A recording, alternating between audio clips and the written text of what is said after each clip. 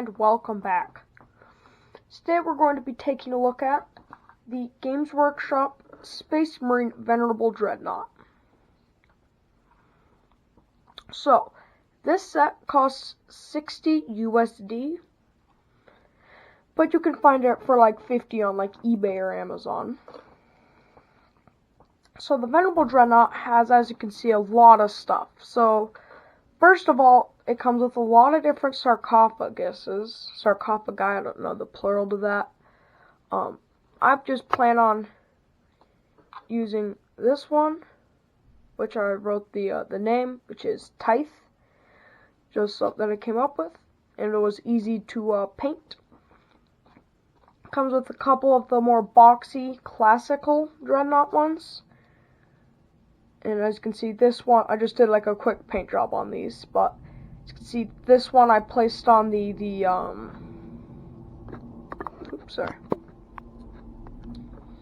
little cap right there to cover up the helmet. This one I didn't. And then it comes with two of these style. Sorry if you hear that, there's an airplane flying outside. Yeah. So as you can see, these two are just a little bit different. As I said, I plan on using this one. Gun options, you actually get three main gun options. You have a plasma cannon, which is, for rules of this is the same as any other plasma cannon. As you can see, I think this is like my favorite glow job, the glowiness that I did for the plasma. I think it looks really nice. And then just some caution striping, some basic stuff. And as you can see right there, you don't actually need to magnetize these. How they're built, if you see that little piece right there, slots into right there like super snug, like it's a really good connection. I can't really convey it on camera, but it's super tight. Then we have the minigun, or the auto cannon. I don't know what it's called. I just know that this is the classical dreadnought minigun. Again, I like doing caution striping, the ammo belt, then the actual barrels. Again, just slots in like so.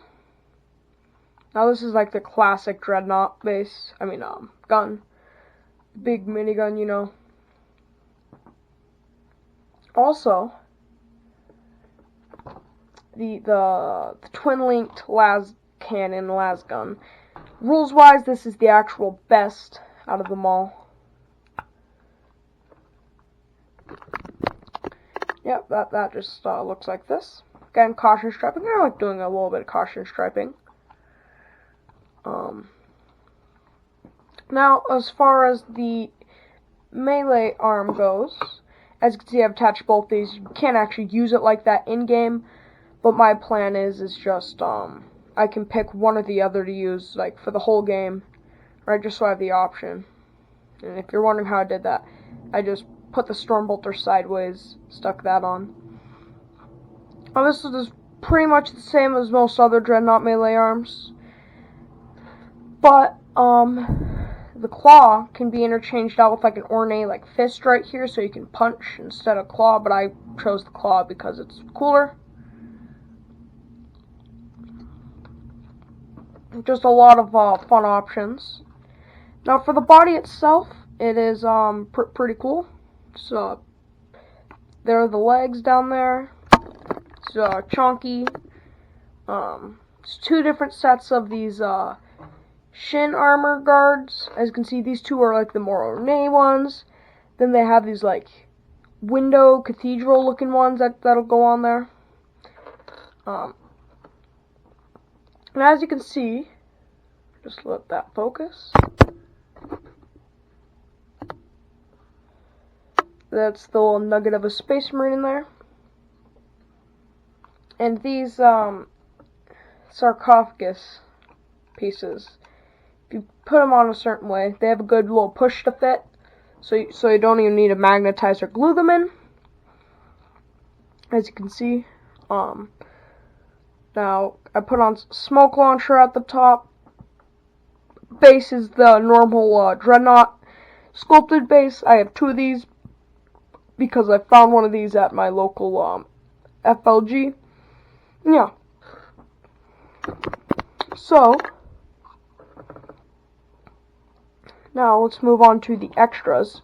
You get a lot of extras. I've only grabbed a few, but so you get a lot of these pieces. And these would like be placed on around here, around there, those kinds of areas. And also, so there's ones that cover up new more and different types of these little pieces. Then there's pieces that go on to that would go onto these. As you can see, this is one of them. Bunch of different designs.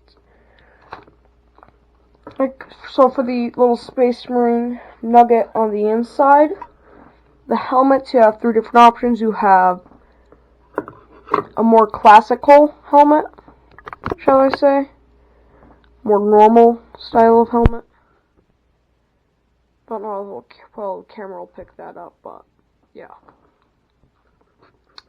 Then you have this helmet, which has like an unbelievable amount of molecular bonding studs. So I chose the one in here since it looks like he's been beaten up. He has a few molecular bonding studs right at the tip of my finger. Then looks like he has this as some more armor or covering up some more damage to his face. Then you have some of these pieces. These are different shoulder plates to this to the melee arm. They just kind of be placed on like that. And I believe that there's 3 of them. That one, this one. Oh, frig. Well, that's okay. I snapped that off. I'll just have to super glue it back on. And then the final one, which I still just kind of have on this little sprue tip, which just twist that off. I don't plan on using these, which will just slot them like that. You also get a bunch of purity seals. As you can see, I have one right here, one right there, and then this one was already on the piece itself. And then you get a bunch of extra purity seals. And yeah, you just get a lot of fun stuff. You get like some of these kind of hanging pieces and lots of fun stuff. Overall, this is a really good set. In game, the actual rules to this piece, the Venerable Dreadnought, are pretty good. I won't be talking about that much today, but yeah. This is my review of the Venerable Dreadnought